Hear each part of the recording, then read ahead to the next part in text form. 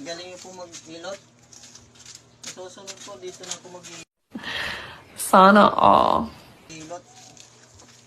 Nagpapailot sa inyo. Magkano po ba?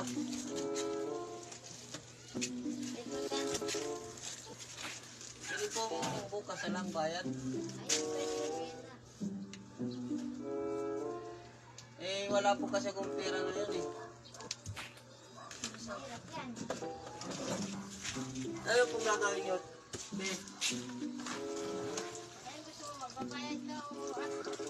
Hindi po kasi, ano eh, parang tatagay niyo po ate.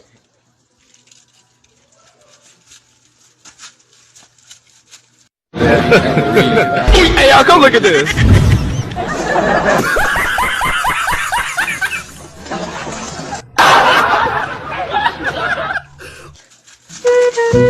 Hmm?